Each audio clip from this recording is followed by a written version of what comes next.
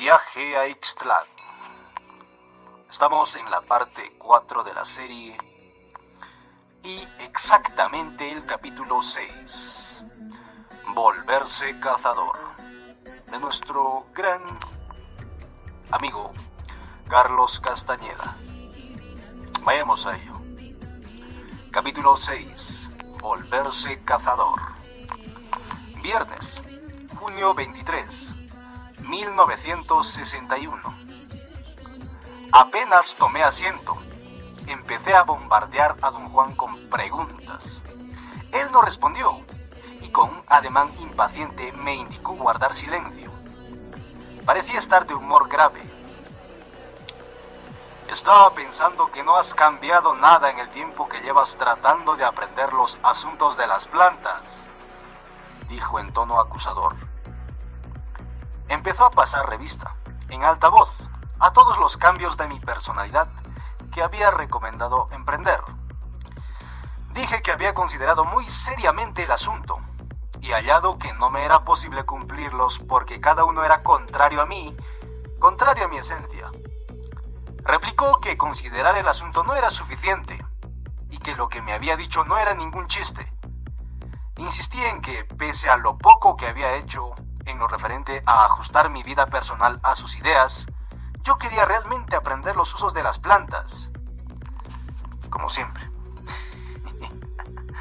Tras un silencio largo e incómodo, le pregunté con audacia: ¿me va usted a enseñar cómo usar el peyote, don Juan? Dijo que mis intenciones por sí solas no eran suficientes y que conocer los asuntos del peyote, lo llamó mezcalito por primera vez, era cosa seria. Al parecer no había nada más que decir, pero al anochecer me puso una prueba. Planteó un problema sin darme ninguna pista para su resolución. Hallar un sitio benéfico en el área frente a su puerta, donde siempre nos sentábamos a hablar. Un sitio donde supuestamente pudiera sentirme perfectamente feliz y vigorizado. Durante el curso de la noche, mientras rodaba en el suelo tratando de hallar el sitio, noté 2 veces un cambio de coloración en el piso de tierra, uniformemente oscuro, del área designada. El problema me agotó y me quedé dormido en uno de los lugares donde percibí el cambio de color. En la mañana, don Juan me despertó para anunciar que mi experiencia había tenido gran éxito. No solo había hallado el sitio benéfico que buscaba, sino también su opuesto, un sitio enemigo o negativo, y los colores asociados con ambos. Interesante descubrimiento.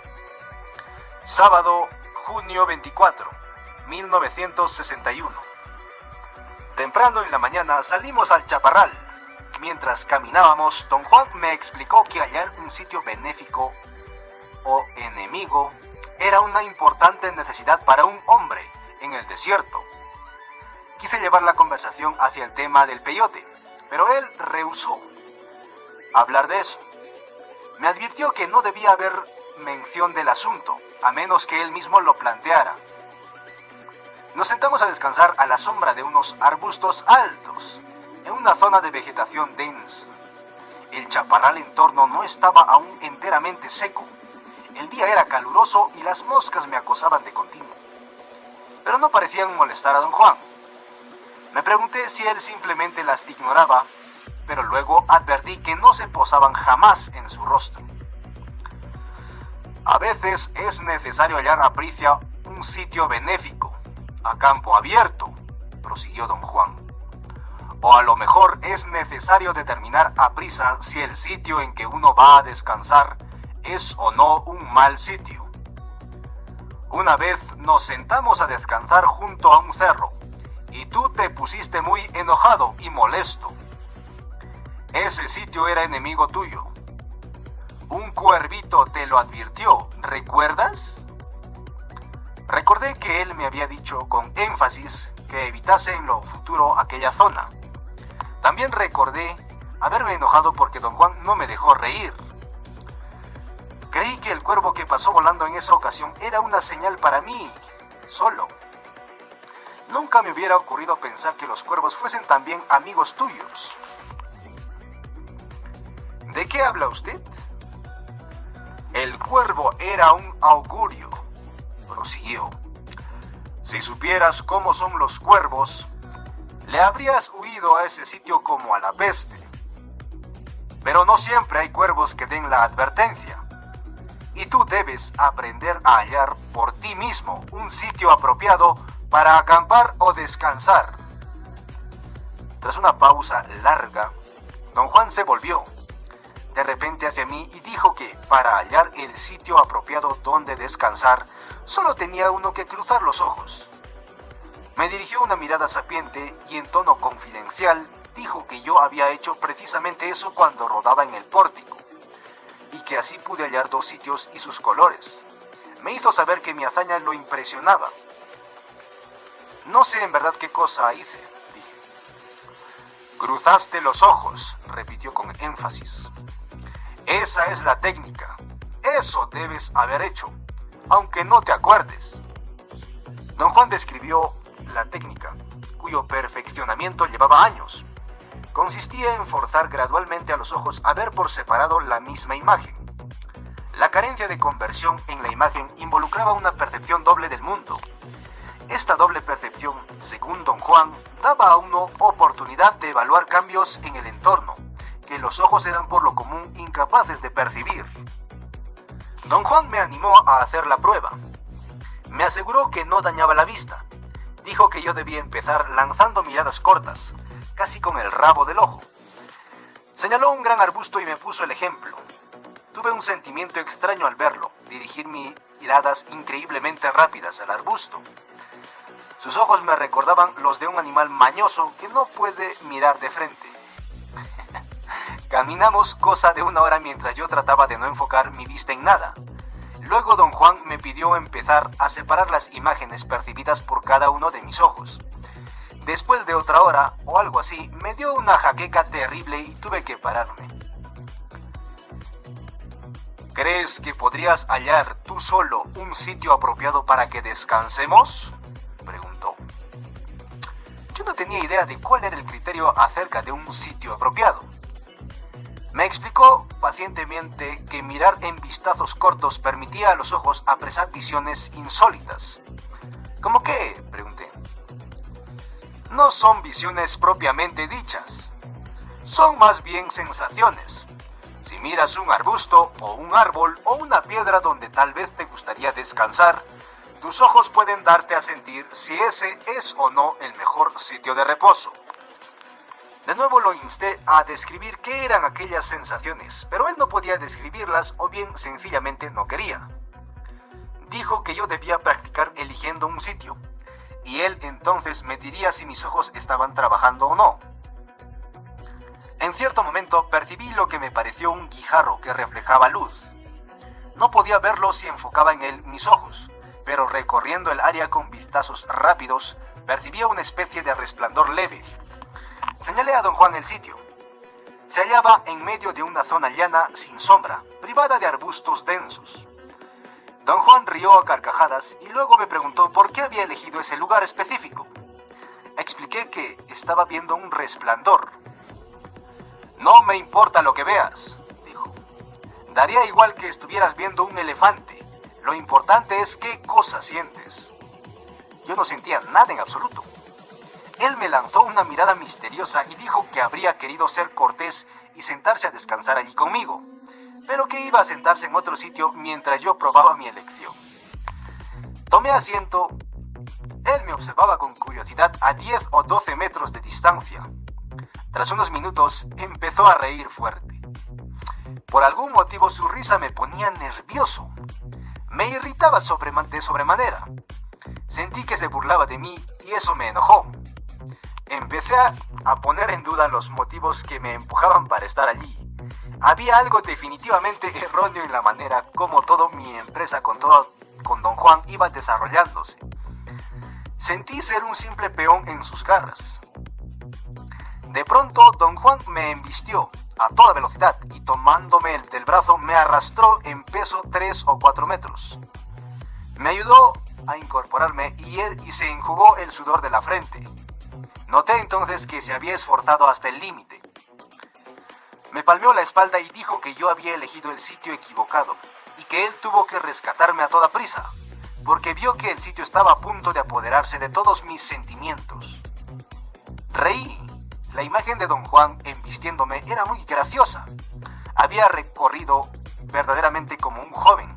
Sus pies se movían como si aferrara la suave tierra roja del desierto para catapultarse sobre mí. Yo lo había visto reír y luego, en cosa de segundos, me estaba jalando del brazo. Tras un rato me instó a seguir buscando un sitio adecuado para descansar. Reanudamos el camino, pero no noté ni sentí nada. Quizá de haberme hallado menos tenso, otro hubiera sido el caso. Pero había cesado mi enojo contra don Juan. Por fin él señaló unas rocas y nos detuvimos. No te descorazones, dijo. Lleva mucho tiempo educar a los ojos como se debe. Yo no dije nada. Iba a descorazonarme por algo que no entendía en modo alguno. O no iba a descorazonarme por algo que no entendía en modo alguno. Sin embargo, debía admitir que ya en 3 ocasiones, desde que comenzaron mis visitas a don Juan, me había enojado mucho y me había agitado casi hasta el punto de enfermarme, hallándome sentado en sitios que él llamaba malos. El truco es sentir con los ojos, dijo. Tu problema es el no saber qué sentir, pero ya te vendrá con la práctica. Quizá usted debería decirme, don Juan, ¿qué es lo que debo sentir? Eso es imposible. ¿Por qué? Nadie puede decirte lo que debes sentir. No es calor, ni luz, ni brillo, ni color. Es otra cosa. ¿No puede usted describirla? No. Solo puedo darte la técnica. Una vez que aprendas a separar las imágenes y veas 2 de cada cosa, debes poner atención en el espacio entre las 2 imágenes. Cualquier cambio digno de notarse ocurrirá allí, en ese espacio. ¿Qué clase de cambios son? Eso no importa. El sentimiento que recibes es lo que cuenta. Cada hombre es distinto. Tuviste hoy un resplandor, pero eso no quería decir nada porque faltaba el sentimiento. No te puedo decir cómo sentirse. Eso debes aprenderlo tú solo. Descansamos un rato en silencio. Don Juan se cubrió la cara con el sombrero y permaneció inmóvil, como dormido. Yo me absorbí en escribir mis notas, hasta que un súbito movimiento me sobresaltó. Se enderezó abruptamente y me encaró, ceñudo. Tienes facilidad para la cacería, me dijo. Y eso es lo que debes aprender, a cazar. Ya no vamos a hablar de plantas. Infló las quijadas un instante, y luego añadió con candidez. De todos modos, creo que nunca hablamos, ¿verdad? Y rió. Pasamos el resto del día caminando en todas direcciones, mientras él me daba una explicación increíblemente detallada acerca de las serpientes de cascabel. La forma en que anidaban, la forma en que se desplazaban, y sus hábitos de temporada, sus caprichos de conducta. Luego procedió a corroborar cada uno de los puntos señalados y finalmente atrapó y mató una serpiente grande. Le cortó la cabeza, la destripó, la despellejó y asó la carne. Sus movimientos tenían tal gracia y habilidad que ya al estar cerca de él era un placer. Yo lo había escuchado y observado inmerso. Mi concentración era tan completa que el resto del mundo había desaparecido prácticamente para mí. Comer la serpiente fue un duro retorno al mundo de los asuntos ordinarios. Sentí náusea al empezar a mascar un bocado de carne. El asco no tenía fundamento, pues la carne era deliciosa, pero mi estómago parecía ser una unidad independiente. Apenas fue posible pasarlo. Pensé que don Juan sufriría un ataque cardíaco de tanto reírse. Después nos sentamos a reposar a nuestras anchas a la sombra de unas rocas. Empecé a trabajar en mis notas y lo copiosas que eran me hizo darme cuenta de que don Juan me había dado una cantidad asombrosa de información sobre las serpientes de cascabel. Tu espíritu de cazador ha vuelto a ti, dijo él de pronto, con rostro grave. Ahora estás enganchado. ¿Cómo dijo? Quise que detallara su afirmación. de que me hallaba enganchado, pero él solo rió y la repitió. ¿Cómo estoy enganchado?, insistí. Los cazadores siempre cazan, dijo. Yo también soy cazador. ¿Quiere usted decir que caza para vivir? Cazo para poder vivir. Puedo vivir de la tierra, en cualquier parte, indicó con un ademán todo alrededor. Ser cazador significa que uno conoce mucho, prosiguió. Significa que uno puede ver el mundo en formas distintas. Para ser cazador, hay que estar en perfecto equilibrio con todo lo demás. De lo contrario, la caza sería una faena sin sentido. Por ejemplo, hoy agarramos una culebrita. Tuve que pedirle disculpas por quitarle la vida tan de repente y tan definitivamente. Hice lo que hice sabiendo que mi propia vida se cortara algún día en una forma muy semejante, repentina y definitiva. Así que, a fin de cuentas, nosotros y las culebras estamos parejos. Una de ellas nos alimentó hoy. Jamás concebí un equilibrio de ese tipo cuando cazaba, dije. Eso no es cierto. Tú no matabas animales por las puras. Tú y tu familia se comían la caza. Sus afirmaciones tenían la convicción de alguien que hubiera estado allí presente. Por supuesto tenía razón. Hubo épocas en las que yo proveía la carne de caza que completaba ocasionalmente la dieta familiar. ¿Cómo lo supo usted?, pregunté tras un momento de titubeo. Hay ciertas cosas que sé, así nomás, dijo. No puedo decirte cómo. Era astuto, don Juan. Le conté que mis parientes, con mucha seriedad, llamaban perdices a todas las aves que yo cobraba. Don Juan dijo que podía imaginárselos llamando una perdiz chiquita a un gorrión y añadió una versión cómica de la manera como lo masticarían. Los extraordinarios movimientos de su quijada me hicieron sentir que en efecto estaba masticando un pájaro entero, con huesos y todo. De verdad creo que tienes buena mano para cazar, dijo, mirándome con fijeza. Y nos estábamos yendo por donde no era. A lo mejor estarás dispuesto a cambiar tu forma de vida para volverte cazador. Me recordó que, con solo un poco de esfuerzo por mi parte, yo había descubierto que en el mundo había sitios buenos y malos para mí. Añadió que también había hallado los colores específicos asociados con ellos. Eso significa que tienes facilidad para la caza, declaró. No cualquiera hallaría sus sitios y sus colores al mismo tiempo. Ser cazador sonaba bonito y romántico. Pero me resultaba un absurdo porque a mí no me interesaba especialmente cazar. No tiene que interesarte ni que gustarte, repuso él a mi queja. Tienes una inclinación natural. Creo que a los mejores cazadores nunca les gusta cazar. Lo hacen bien, eso es todo.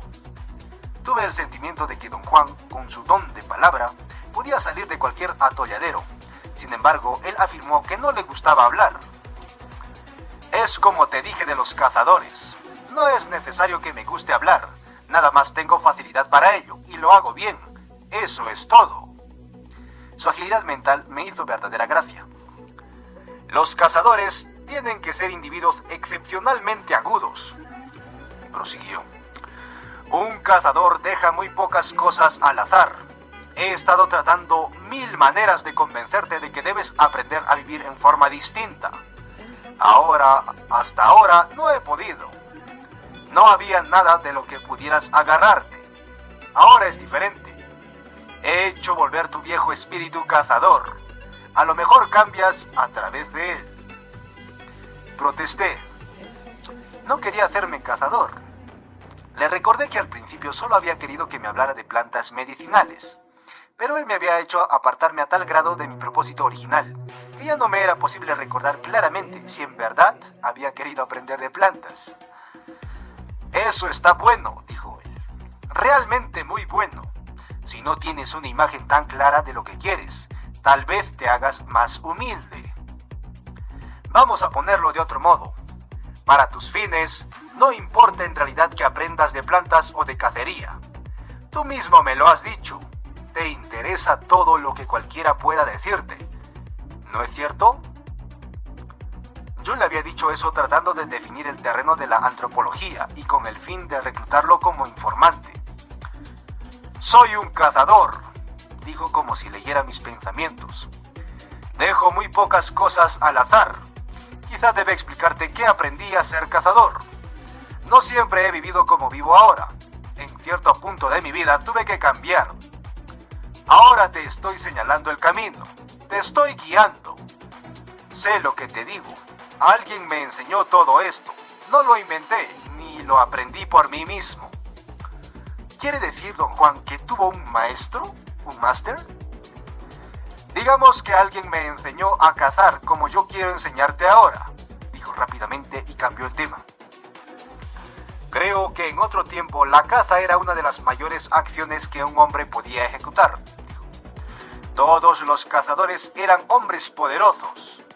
De hecho, un cazador tenía que ser poderoso por principio de cuentas para soportar los rigores de esa vida. De pronto se me despertó la curiosidad. ¿Se refería acaso a una época anterior a la conquista? Empecé a interrogarlo. ¿Cuándo fue la época de que usted habla? En otro tiempo, dijo. ¿Cuándo? ¿Qué significa en otro tiempo? Significa en otro tiempo, o a lo mejor significa ahora, hoy. No tiene importancia. En un tiempo todo el mundo sabía que un cazador era el mejor de los hombres. Ahora no todos lo saben, pero sí un número suficiente de personas. Yo lo sé. Algún día tú lo sabrás. ¿Ves lo que quiero decir? ¿Tienen los indios yaquis las mismas ideas acerca de los cazadores? Eso es lo que quiero saber. No necesariamente. ¿Y los indios pimas? No todos, pero algunos. Nombré varios grupos indígenas vecinos. Quería comprometerlo a la declaración de que la caza era una creencia y práctica compartida por algún pueblo determinado. Pero como evitó responderme directamente, cambié el tema. ¿Por qué hace usted todo esto por mí, don Juan? Pregunté. Se quitó el sombrero y se rasgó las sienes en fingido desconcierto. Tengo un gesto contigo, dijo suavemente. Otras personas han tenido contigo un gesto similar. Algún día tú mismo tendrás el mismo gesto con otros. Digamos que esta vez me toca a mí. Un día descubrí que si quería ser un cazador digno de respetarme a mí mismo, tenía que cambiar mi forma de vivir. Me gustaba lamentarme y llorar mucho. Tenía buenas razones para sentirme víctima. Soy indio y a los indios los tratan como a perros. Nada podía yo hacer para remediarlo, de modo que solo me quedaba mi dolor. Pero entonces, mi buena suerte me salvó y alguien me enseñó a cazar y me di cuenta de que la forma como vivía no valía la pena de vivirse, así que la cambié. Pero yo estoy contento con mi vida, don Juan. ¿Por qué tendría que cambiarla? Empezó a cantar una canción ranchera, muy suavemente, y luego tarareó la tonada. Su cabeza oscilaba hacia arriba y hacia abajo, siguiendo el ritmo. ¿Crees que tú y yo somos iguales?, preguntó con voz nítida. La pregunta me agarró desprevenido. Experimenté en los oídos un zumbido peculiar, como si don Juan hubiera gritado, cosa que no hizo. Sin embargo, su voz tenía un sonido metálico que reverberó en mis oídos. Me rasqué con el meñique izquierdo el interior de la oreja del mismo lado. Desde hacía algún tiempo tenía comezón en las orejas y había desarrollado una forma rítmica y nerviosa de frotarlas por dentro con el meñique de cualquier mano. El movimiento era más exactamente una sacudida de todo el brazo. Don Juan observó mis movimientos con fascinación aparente. «Bueno, ¿somos iguales?», preguntó. «Por supuesto que somos iguales», dije. Naturalmente condescendía. Le tenía mucho afecto al anciano, aunque a veces no supiera qué hacer con él.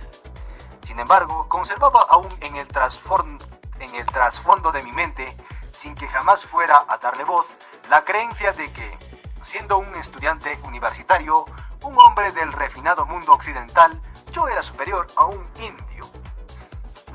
Ay, Carlos. No, dijo él calmadamente, no lo somos. Por supuesto que lo somos, protesté.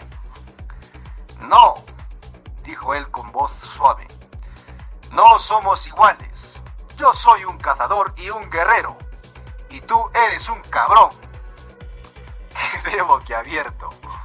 No podía creer que don Juan hubiera dicho eso. Dejé caer mi cuaderno y lo miré atónito y luego, por supuesto, me ofrecí. Él me miró con ojos serenos y apacibles. Esquivé su mirada y entonces empezó a hablar. Pronunciaba claramente las palabras. Fluían sin interrupción ni misericordia. Dijo que yo alcahueteaba para otros, que no planeaba mis propias batallas, sino las batallas de unos desconocidos, que no me interesaba aprender de plantas, ni de cacería, ni de nada, y que su mundo de actos y sentimientos y decisiones precisas eran infinitamente más efectivo que la torpe idiotez que yo llamaba vida. Cuando terminó, quedé mudo. Había hablado sin agresividad ni presunción, pero con tal fuerza y a la vez tal sosiego que yo ni siquiera estaba ya enojado. Estaba atónito, sorprendido. Adiós. Permanecimos en silencio. Me sentía apenado y no se me ocurría nada apropiado que decir. Esperé que él tomara la palabra. Transcurrieron las horas. Don Juan se inmovilizó gradualmente, hasta que su cuerpo adquirió una rigidez extraña, casi atemorizante. Su silueta se hizo difícil de discernir conforme la luz menguaba y finalmente, cuando todo estuvo negro a nuestro alrededor, pareció haberse disuelto en la negrura de las piedras. Su estado de inmovilidad era de tan total que él parecía ya no existir. Era medianoche cuando al fin me di cuenta de que don Juan podía quedarse inmóvil, tal vez para siempre en ese desierto, en esas rocas, y que eso lo haría en caso necesario. Su mundo de actos, decisiones y sentimientos precisos eran en verdad superior. Toqué calladamente su brazo y el llanto me inundó. Tararara. Fin del capítulo 6. Continuemos con nuestra lectura. Capítulo 7. Ser inaccesible. Jueves, junio 29, 1961. Nuevamente don Juan, como había hecho a diario durante casi una semana, me tuvo cautivado con su conocimiento de detalles específicos sobre el comportamiento de la caza. Explicó y luego corroboró varias tácticas de cacería, basadas en lo que llamaba los caprichos de las perdices. A tal grado me abstraje en sus explicaciones que todo un día transcurrió sin que yo notara el paso del tiempo. Incluso se me olvidó almorzar. Don Juan hizo notar, bromeando, que perder una comida era en mí algo insólito. Al finalizar el día habíamos capturado 5 perdices en una trampa muy ingeniosa que él me enseñó a armar e instalar. Con 2 nos alcanza, dijo, y soltó 3. Luego me enseñó a asar perdices. Yo habría querido cortar unos arbustos y hacer una fosa para barbacoa como mi abuelo solía hacerla, forrada de ramas verdes y sellada con tierra. Pero don Juan dijo que no había necesidad de dañar los arbustos, pues ya habíamos dañado a las perdices. Potente. Cuando terminamos de comer, caminamos sin prisa alguna hacia un área rocosa. Tomamos asiento en mis manos. ¿Cómo? Tomamos asiento en una ladera de piedra arenisca, y dije en tono de chiste que si él hubiera dejado el asunto en mis manos, yo habría cocinado las 5 perdices y que mi barbacoa hubiera sabido mucho mejor que su asado. Sin duda, dijo. Pero si haces todo eso, tal vez nunca saldríamos enteros de este sitio. ¿Qué quiere usted decir? Pregunté. ¿Qué nos lo impediría? Los matorrales, las perdices, todo lo de aquí se juntaría. Nunca sé cuándo habla usted en serio, dije. Hizo un gesto de impaciencia fingida y chasqueó los labios.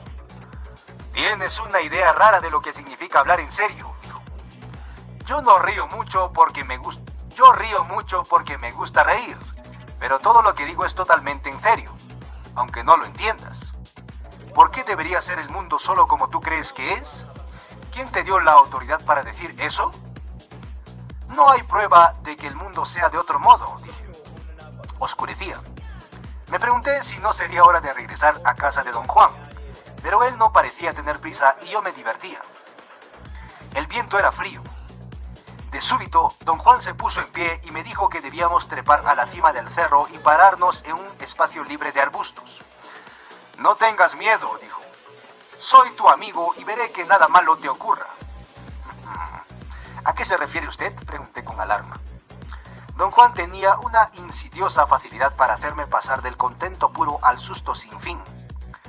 El mundo es muy extraño a esta hora del día, dijo. A eso me refiero.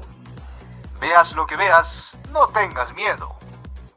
¿Qué cosa voy a ver?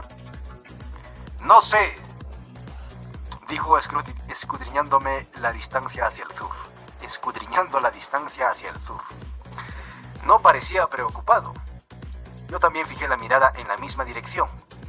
De pronto se irguió y con la mano izquierda señaló una zona oscura en el matorral del desierto. Allí está, dijo, como si hubiera estado esperando algo que de repente había aparecido. ¿Qué es?, pregunté. Allí está, repitió. Mira, mira. Yo no veía nada, solo los arbustos. Ahora está aquí, dijo con gran urgencia en la voz. Está aquí. Una repentina racha de viento me golpeó en ese instante e hizo arder mis ojos. Miré hacia la zona en cuestión. No había absolutamente nada fuera de lo común. No veo nada. Acabas de sentirlo, repuso. Ahora mismo se te metió en los ojos y te impidió ver. ¿De qué habla usted? A propósito, te traje a la punta de un cerro, dijo. Aquí nos notamos mucho y algo se nos viene encima. ¿Qué cosa? ¿El viento? No solo el viento, dijo con severidad. A ti te parece viento porque el viento es todo lo que conoces. Esforcé los ojos mirando los arbustos. Don Juan estuvo un momento en silencio junto a mí, y luego se adentró en el chaparral cercano y empezó a arrancar ramas grandes de los matorrales en torno. Reunió 8 y formó un bulto. Me ordenó hacer lo mismo y pedir disculpas en voz alta a las plantas por mutilarlas. Cuando tuvimos 2 bultos, me hizo correr con ellos a la cima del cerro y acostarme boca abajo entre 2 grandes rocas. Con tremenda rapidez acomodó las ramas de mi bulto para que me cubrieran todo el cuerpo. Luego se cubrió en la misma forma y susurró por entre las hojas que observara yo cómo el supuesto viento dejaba de soplar una vez que nos volvíamos inconspicuos. En cierto instante, para mi asombro total, el viento dejó realmente de soplar como don Juan había predicho. Ocurrió de modo tan gradual que yo no hubiera notado el cambio de no estar deliberadamente esperándolo. Durante un rato el viento silbó atravesando las hojas sobre mi cara y luego poco a poco todo quedó quieto en torno nuestro. Susurré a don Juan que el viento había cesado y él respondió también en un susurro que no debía yo hacer ningún ruido o movimiento notorio, pues lo que llamaba el viento no era viento en absoluto, sino algo que tenía voluntad propia y era capaz de reconocernos. Reí de nerviosismo. En voz apagada, don Juan me llamó la atención con respecto a la quietud que nos rodeaba, y susurró que iba a ponerse en pie y yo debía seguirlo, apartando suavemente las ramas con la mano izquierda. Nos incorporamos al mismo tiempo. Don Juan miró un momento la distancia hacia el sur, y luego se volvió abruptamente para encarar el oeste. ¡Traicionero! ¡Muy traicionero!, murmuró, señalando un área hacia el suroeste. «Mira, mira», me instó. Miré con toda la intensidad que era capaz. Quería ver aquello a lo que él se refería, fuera lo que fuera, pero no advertí nada que no hubiera visto antes. Había únicamente arbustos que parecían agitados por un viento suave. Se ondulaban. «Aquí está», dijo don Juan. En ese momento sentí una bocanada de aire en la cara. Al parecer el viento había en verdad empezado a soplar después de que nos levantamos. Yo no podía creerlo. Tenía que haber una explicación lógica. Don Juan soltó una risita suave y me dijo que no forzara mi cerebro buscando las razones. «Vamos a juntar otra vez los arbustos», dijo. No me gusta hacerles esto a las plantitas, pero hay que pararte.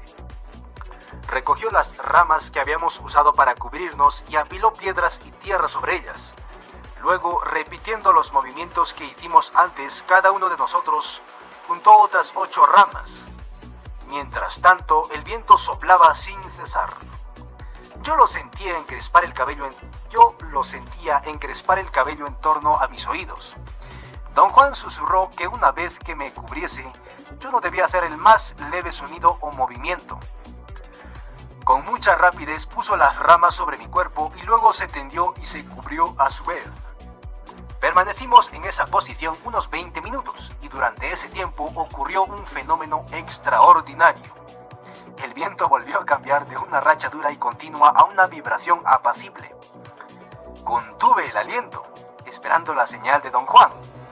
En un momento dado, apartó suavemente las ramas. Hice lo mismo y nos incorporamos. La cima del cerro estaba muy quieta. Solo había una leve y suave vibración de hojas en el chaparral en torno. Los ojos de Don Juan se hallaban fijos en una zona de los matorrales al sur de nosotros. «¡Allí está otra vez!», exclamó en voz recia. Salté involuntariamente, casi perdiendo el equilibrio, y él me ordenó mirar en tono fuerte e imperioso. «¿Qué se supone que vea?», pregunté desesperado.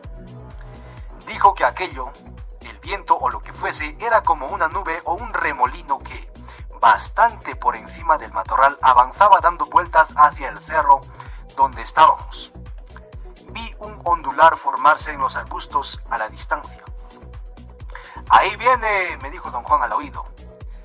«Mira cómo nos anda buscando». En ese momento una racha de viento fuerte y constante golpeó mi rostro, como anteriormente. Pero esta vez mi reacción fue distinta. Me aterré. No había visto lo descrito por Don Juan, pero sí un extraño escarceo agitando los arbustos. No deseando sucumbir al miedo, busqué deliberadamente cualquier tipo de explicación adecuada. Me dije que en la zona debía haber continuas corrientes de aire y Don Juan, conocedor de toda la región, no solo tenía conciencia de eso, sino era capaz de calcular mentalmente su recurrencia. No tenía más que acostarse, contar y esperar que el viento amainara, y una vez de pie solo le era necesario esperar que empezase de nuevo. La voz de Don Juan me arrancó de mis deliberaciones. Me decía que era hora de irse. Hice tiempo. Quería quedarme para comprobar que el viento amainaría. «Yo no vi nada», dije a Don Juan. «Pero notaste algo fuera de lo común. Quizá debería usted volver a decirme qué se suponía que yo debería de ver». «Ya te lo dije», repuso. «Algo que se esconde en el viento y parece un remolino, una nube, una niebla, una cara que da vueltas».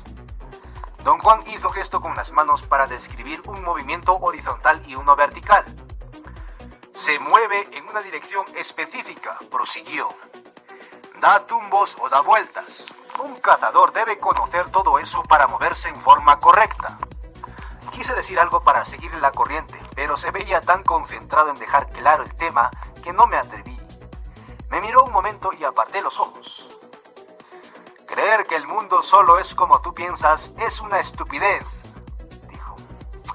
«El mundo es un sitio misterioso, sobre todo en el crepúsculo». Señaló hacia el viento con un movimiento de barbilla. «Esto puede seguirnos», dijo. «Puede fatigarnos o hasta matarnos». «¿Ese viento?», dije. «A esta hora del día, en el crepúsculo, no hay viento. A esta hora solo hay poder». Estuvimos sentados en el cerro durante 1 hora. El viento sopló fuerte y constante todo ese tiempo. Pasó otro día, viernes, junio 30, 1961. Al declinar la tarde, después de comer, Don Juan y yo nos instalamos en el espacio frente a su puerta. Tomé asiento en mi sitio y me puse a trabajar en mis notas. Él se acostó de espaldas con las manos unidas sobre el estómago. Todo el día habíamos permanecido cerca de la casa por razón del viento. Don Juan explicó que habíamos molestado adrede al viento y que lo mejor era no buscarle 3 pies al gato. incluso debería dormir cubierto de ramas. Una racha repentina hizo a don Juan incorporarse en un salto increíblemente ágil, como un rayo. «Me lleva la chingada», dijo. «El viento te anda buscando». «No puedo aceptar eso», dije riendo. «De veras no puedo». No estaba terqueando, simplemente me resultaba imposible secundar la idea de que el viento tenía voluntad propia y andaba en mi búsqueda, o de que realmente nos había localizado en la cima del cerro y se había lanzado contra nosotros. Dije que la idea de un viento voluntarioso era una visión del mundo bastante simplista. «Entonces, ¿qué es el viento?», me preguntó en tono de un reto. Con toda paciencia le expliqué que las masas de aire caliente y frío producen distintas presiones y que la presión hace a las masas de aire moverse en sentido vertical y horizontal. Me tomó un buen rato explicar todos los detalles de la meteorología básica. «¿Quieres decir que el viento no es otra cosa que aire caliente y frío?», preguntó en tono desconcertado. «Me temo que así es», dije, y en silencio gocé mi triunfo. Don Juan parecía hallarse pasmado, pero entonces me miró y soltó la risa. «Tus opiniones son definitivas», dijo con un matiz de sarcasmo. «Son la última palabra, ¿no?». «Pues para un cazador tus opiniones son pura mierda. No importa para nada que la presión sea 1 o 2 o 10. Si vivieras aquí en el desierto, sabrías que durante el crepúsculo el viento se transforma en poder. Un cazador digno de serlo sabe eso y actúa de acuerdo». «¿Cómo actúa?», pregunté. «Usa el crepúsculo y ese poder oculto en el viento». «¿Cómo?». «Si le conviene, el cazador se esconde del poder cubriéndose y quejándose quieto hasta que el crepúsculo pasa y el poder lo tiene envuelto en su protección». Don Juan hizo gesto de envolver algo con las manos. «Su protección es como una...». Se detuvo en busca de una palabra y sugerí capullo. «Eso es», dijo. «La protección del poder te encierra como un capullo. Un cazador puede quedarse a campo raso sin que ningún puma o coyote o bicho pegajoso lo moleste. Un león de montaña puede acercarse a la nariz del cazador y olfatearlo. Y si el cazador no se mueve, el león se va, te lo garantizo. En cambio, si el cazador quiere darse a notar, todo lo que tiene que hacer es pararse en la punta de un cerro a la hora del crepúsculo. Y el poder lo acosará y lo buscará toda la noche. Por eso, si un cazador quiere viajar de noche o quiere que lo tengan despierto, debe ponerse al alcance del viento. En eso consiste el secreto de los grandes cazadores, en ponerse al alcance, y fuera del alcance, en la vuelta justa del camino». Me sentí algo confuso y le pedí recapitular. Con mucha paciencia, don Juan explicó que había utilizado el crepúsculo y el viento para indicar la crucial importancia de la interacción entre esconderse y mostrarse. «Debes aprender a ponerte adrede al alcance y fuera del alcance», dijo. «¿Cómo anda tu vida ahora? Estás todo el tiempo al alcance sin saberlo». Protesté. Sentía que mi vida se hacía cada vez más y más secreta. Él dijo que yo no lo había comprendido y que ponerse fuera del alcance no significaba ocultarse ni guardar secretos, sino ser inaccesible. «Deja que te lo diga de otro modo», prosiguió pacientemente. «No tiene caso esconderte si todo el mundo sabe que estás escondido. Tus problemas de ahora surgen de allí, cuando estás escondido. Todo el mundo sabe que estás escondido y cuando no, te pones en medio del camino para que cualquiera te dé un golpe». Empezaba a sentirme amenazado y apresuradamente intenté defenderme. «No des explicaciones», dijo don Juan con sequedad. «No hay necesidad. Todos somos tontos, toditos. Y tú no puedes ser diferente. En un tiempo de mi vida, yo, igual que tú, me ponía en medio del camino una y otra vez, hasta que no quedaba nada de mí para ninguna cosa. excepto si acaso para llorar. Y eso hacía igual que tú. Don Juan me miró de pies a cabeza y suspiró fuerte. Solo que yo era más joven que tú, prosiguió. Pero un buen día me cansé y cambié. Digamos que un día, cuando me estaba haciendo cazador, aprendí el secreto de estar al alcance y fuera del alcance. Dije que no veía el objeto de sus palabras. Verdaderamente no podía entender a qué se refería con lo de ponerse al alcance y ponerse en medio del camino. Debes ponerte fuera del alcance, explicó. Debes rescatarte de en medio del camino. Todo tu ser está allí, de modo que no tiene caso esconderte. Solo te figuras que estás escondido. Estar en medio del camino significa que todo el que pasa mira tus ires y venires. Su metáfora era interesante, pero al mismo tiempo oscura. ¿Habla usted de enigmas?, dije. Me miró con fijeza un largo momento y luego empezó a tararear una tonada. Enderecé la espalda y me puse alerta. Sabía que cuando don Juan tarareaba una canción estaba a punto de soltarme un golpe. Oye, dijo sonriendo y me escudriñó. ¿Qué pasó con tu amiga la güera? ¿Esa muchacha que tanto querías? Debo haberlo mirado con cara de idiota. Rió con enorme deleite. Yo no sabía qué decir. Tú me contaste de ella, afirmó tranquilizante. Pero yo no recordaba haberle contado de nadie, mucho menos de una rubia. Nunca le he mencionado nada por el estilo, dije.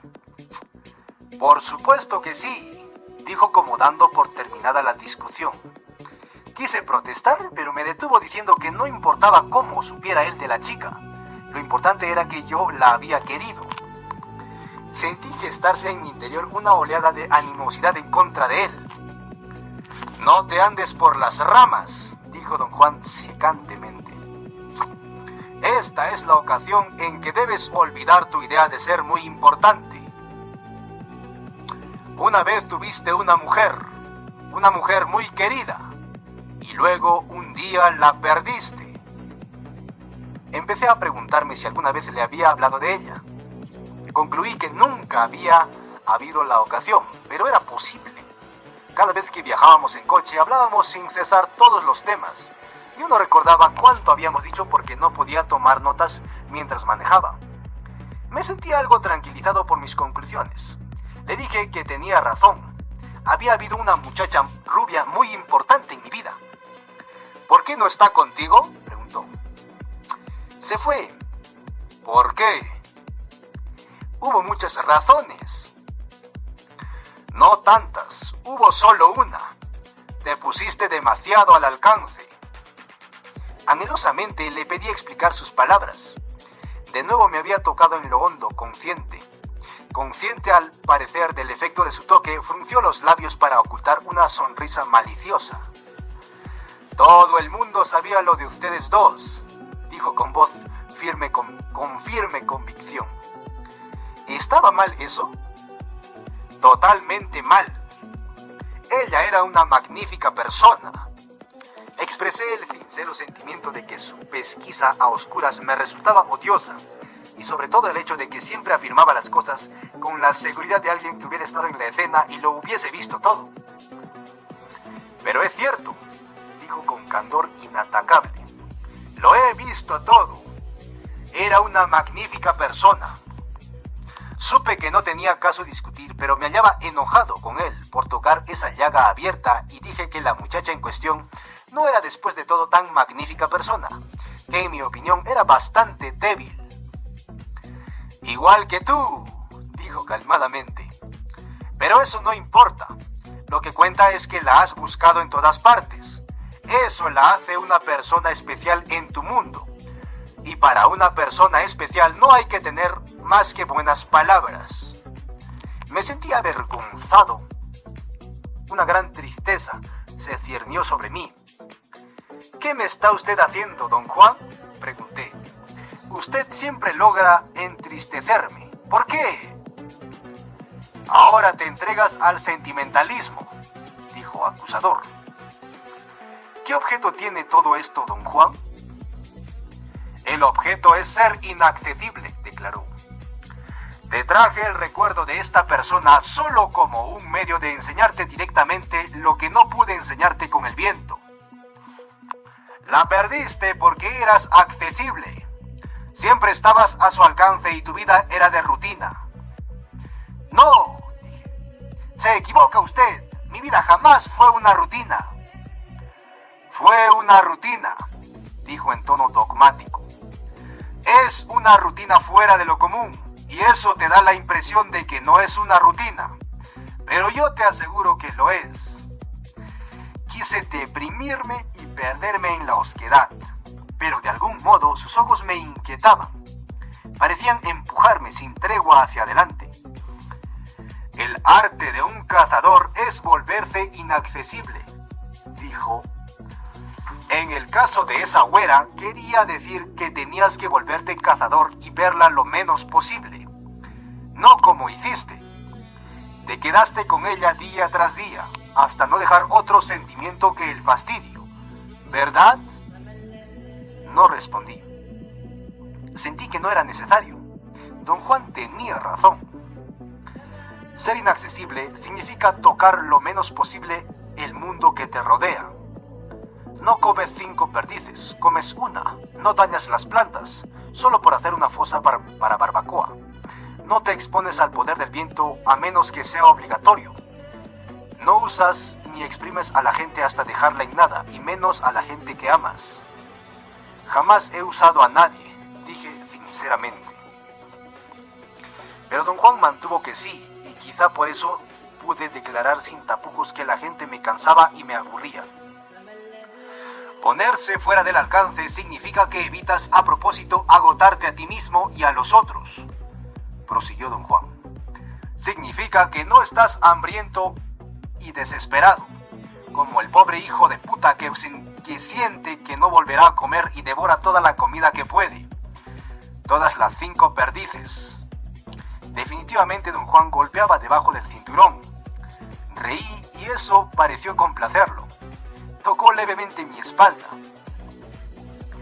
Un cazador sabe que atraerá caza a sus trampas una y otra vez, así que no se preocupa. Preocuparse es ponerse al alcance sin quererlo.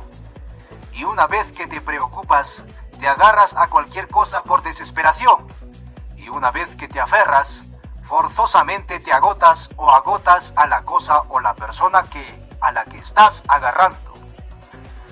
Le dije que en mi vida cotidiana la inaccesibilidad era inconcebible.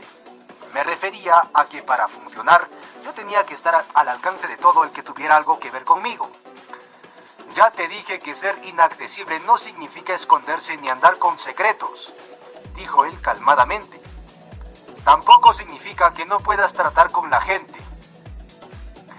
Un cazador usa su mundo lo menos posible y con ternura, sin importar que el mundo sean cosas o plantas o animales, o personas de poder. Un cazador tiene trato íntimo con su mundo y sin embargo es inaccesible para ese mismo mundo. Eso es una contradicción, dije. No puede ser inaccesible si está allí en su mundo, hora tras hora y día tras día. No entendiste, dijo don Juan con paciencia. Es inaccesible porque no exprime ni deforma su mundo. Lo toca levemente, se queda cuando necesita quedarse y luego se aleja en raudo, casi sin dejar señal alguna. Fin de nuestro audiolibro en esta parte 4. Bueno, gracias por escucharnos y adiós hasta una nueva entrega.